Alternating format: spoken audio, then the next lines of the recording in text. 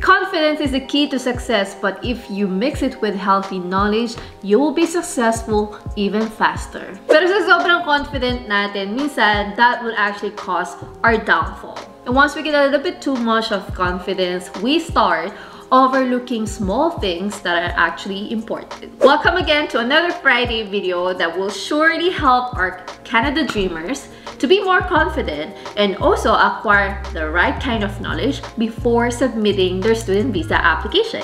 Speaking of right knowledge, I would like to invite you to another live event this coming Friday. Make sure that you attend that. It will be with an immigration consultant or either an ex-international student here in Canada and enjoying their life as a permanent resident. So take advantage of the knowledge I'm about to give you today so that you'll be steps ahead when you're about to apply for your student visa. Make sure that you subscribe and like this video if you think that this is going to be helpful for you and other aspiring international students. So let's jump right ahead. It is during the pursuit of immigration to Canada. There are things that you don't expect, and one of this would be your student visa refusal.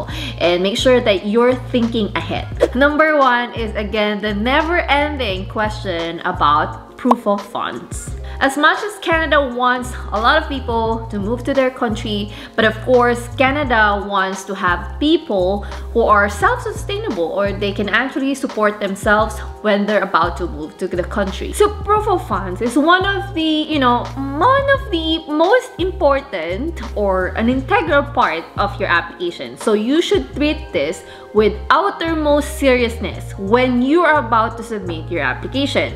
So important that you complete all the documents that you're about to submit to IRCC. And if you submit an incomplete application to IRCC, you're just giving them a chance to, refuse your application immediately.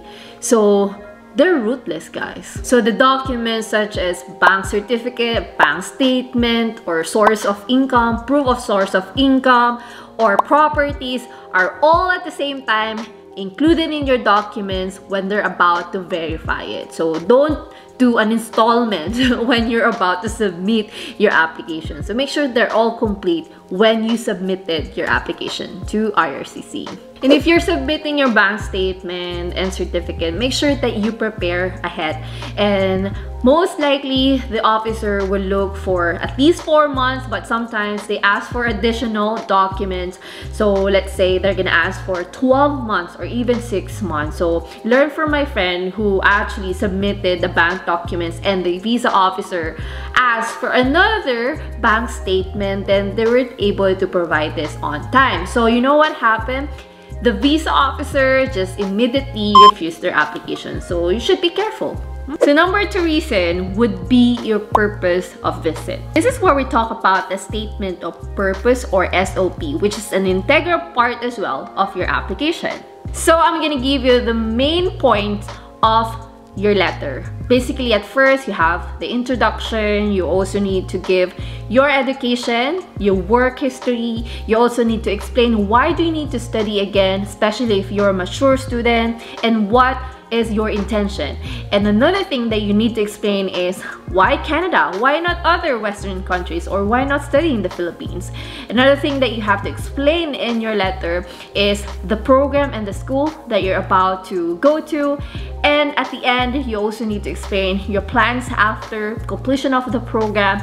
You also need to explain the finances, which is, I told you, one of the important part of your application, and your ties in your home country that will bring you back to your home country, the travel history, and at the end, you will have to declare that as soon as your visa expires, you would need to leave Canada. So the best tip here is to make your letter as genuine as possible. It needs to be clean so that it will show transparently to the visa officer that you are really a genuine student. And by the way, you don't need to use flowering words to impress the visa officer, because at the end of the day, they would need to see if you're honest and they will assess your integrity. This is actually one of the part of my coaching program. Make sure that you check that out. The link in my description box. If you are struggling on writing your study plan, make sure that you check this video and we can have the one-on-one coaching when you're about to write your study plan, if this is something that you're not really confident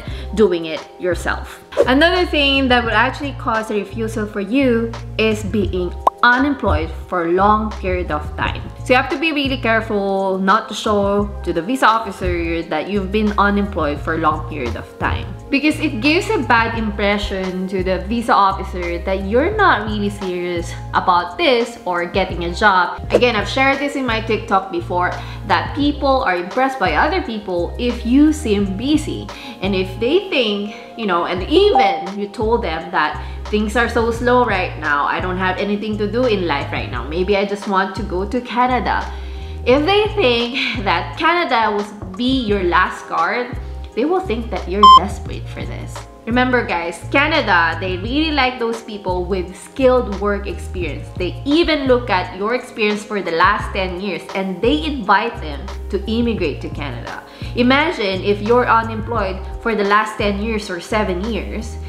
Ilagay mo na lang yung sarili mo sa shoes no visa officer. Do you think you're gonna trust this person, or do you think this person is useful here in Canada?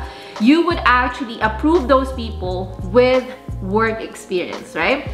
So maybe you can find another activity, or if you wala talagang job, then find a volunteer work experience. You know, volunteer experience still an experience. So meron pa rin ako mga students that they get approved even though they're unemployed for 7 or 3 years.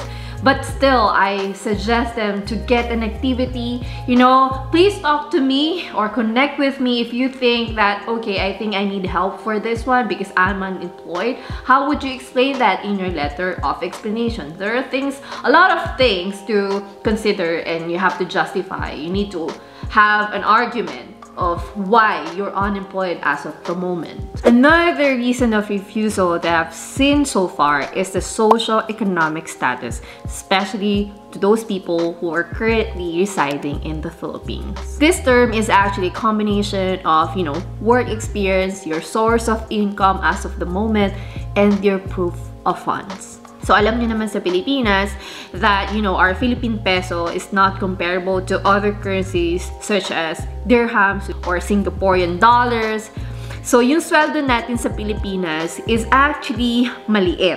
Even though the student has access to their proof of funds, they still get denied because they don't have enough source of income. Sometimes you really need to establish yourself, accumulate some properties before you submit your student visa application. You know what I did before? I went to another country first, UAE. I save up money, I accumulated work experience, and you know, the salary that I'm earning in the UAE is actually malaki compared in the Philippines. So I didn't get refused because of the socioeconomic status. So I'm well established enough to apply for the student visa. So dito na papasok yung sponsor nyo. If you're getting a sponsor, make sure that your sponsor has established work, like stable job, and how much they're earning, and also how much savings do they have in their bank account. So if you think that you're not well established, then maybe consider getting a sponsor. Hindi nga lang ganun kadaling kumuha ng sponsor, but at least you need to try. So there you have it guys, 4 points that you need to consider to avoid visa refusal. And if you think this video is helpful, make sure to smash the like button and also subscribe to the channel. And also do not forget to attend our live event with an expert or an ex-international student here. So I'll see you in TikTok, Instagram, Facebook page. Please do follow me there.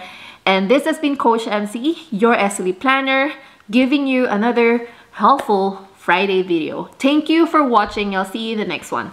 Bye guys!